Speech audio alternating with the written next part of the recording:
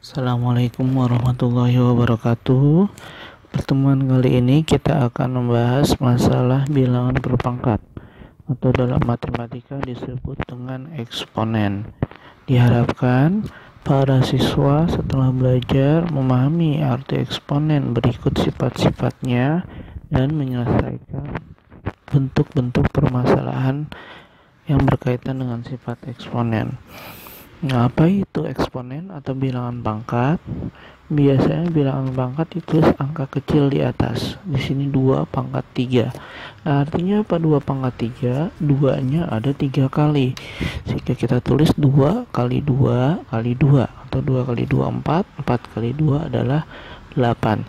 Jadi 2 pangkat 3 itu bukan 2 kali 3, tapi 2-nya ada 3 kali, kemudian dikalikan semuanya, hasilnya adalah 8.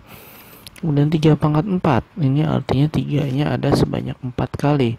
Kalau kita kalikan 3 kali 3 itu 9, 9 kali 3 27, 27 kali 3 adalah 81. Sehingga pengertian eksponen adalah ketika A pangkat N, maka A-nya ada sebanyak N kali. Contoh soal, ketika 5 pangkat 3 dipangkatin 2, artinya sesuai dasar 5 pangkat 3 adalah 5-nya ada sebanyak 3 kali. 1, 2, 3. Kemudian dipangkatin 2, artinya yang dalam kurung ini kita tulis sebanyak 2 kali. Sehingga kita tulis 5 kali 5 kali 5 itu ada 2. 5 kali 5 yang pertama, 5 kali 5 yang kedua. Karena di sini angkanya sama, maka kita bisa hitung 1, 2, 3, 4, 5, 6. Sehingga kita bisa simpulkan 5 pangkat 3 pangkat 2 itu adalah 5 pangkat 6. Nah, di sini artinya untuk mengerjakannya cukup dengan dikalikan saja pangkatnya. Contoh lagi, misalkan 4 pangkat 7 dipangkatin 12. Maka ini hasilnya adalah tinggal dikalikan 7 dikali 12, sehingga hasilnya adalah 4 pangkat 84. Itu adalah sifat yang pertama. Kemudian kita lanjut, sifat selanjutnya ketika 2 pangkat 3 dikali 2 pangkat 4, ini artinya 2 pangkat 3, 2-nya ada sebanyak 3 kali. 2 pangkat 4, 2-nya ada sebanyak 4 kali. Nah, dengan kata lain tadi sama, kita bisa hitung sehingga 2-nya ada berapa? 2-nya ternyata ada 7. Sehingga ketika dikalikan di sini dapat 7 itu merupakan 3 ditambahkan 4. Jadi ketika ada perkalian maka berubah menjadi penjumlahan. Contoh misalkan seperti ini, 7 pangkat 12 dikali 7 pangkat 8, sehingga kita tinggal jumlahkan saja 12 ditambah 8, artinya 7 pangkat 20. Seperti itu. Nah, kasusnya adalah ketika seperti ini, 5 pangkat 2, 5-nya 2 kali, 3 pangkat 2, 3-nya 2 kali. Nah, ini tidak bisa digabungkan karena dia tidak sama, sehingga dia tidak bisa kita hitung. Tapi tidak semuanya bisa tidak dihitung. Contoh seperti ini, 8 pangkat 2 dikali 4 pangkat 5. Nah, secara kasat mata ini tidak bisa dihitung, tapi ini kita bisa perkecil. Nah, cara memperkecilnya adalah menggunakan pohon faktor. 8 kita pohon faktorkan, bagi 2 hasilnya 4, bagi 2 lagi hasilnya adalah 2. Artinya 8 itu 2-nya ada sebanyak 3 kali. Sehingga kita tulis 8 itu menjadi 2 pangkat 3 pangkat lagi 2.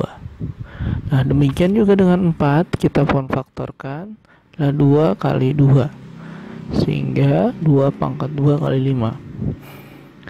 Sesuai dengan sifat yang pertama, kalau dalam kurung maka kita kalikan. 3 dikali 2 adalah 6, 2 kali 5 adalah 10. Maka hasilnya adalah kalau perkalian berubah menjadi penjumlahan, 6 ditambah 10 yaitu 16.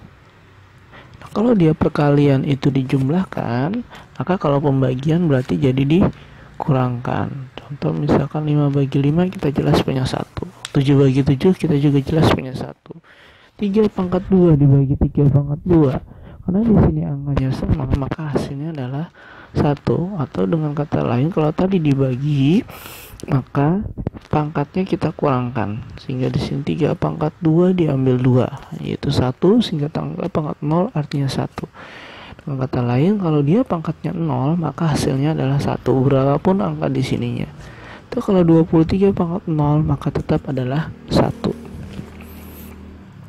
Terus selanjutnya, misalkan 2 pangkat 2 dibagi 2 pangkat 5. Nah, ini seperti biasa, kalau di pembagian berarti kita kurangkan. Artinya 2 dikurang 5 itu adalah 2 minus 3. 2 pangkat 2 dibagi 2 pangkat 5 itu adalah 2 pangkat minus 3. Pembagian bisa kita tulis dalam bentuk pecahan.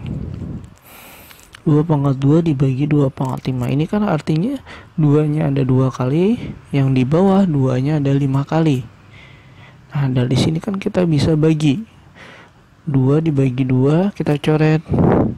Kemudian 2 dibagi 2 juga kita coret. Sisanya adalah yang di bawah 2-nya ada 3, sedangkan yang di atas 2-nya sudah tidak ada.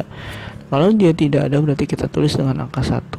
Sehingga di sini 2 yang di bawah itu ada 3 kali, sehingga kita bisa tulis menjadi 2 pangkat 3.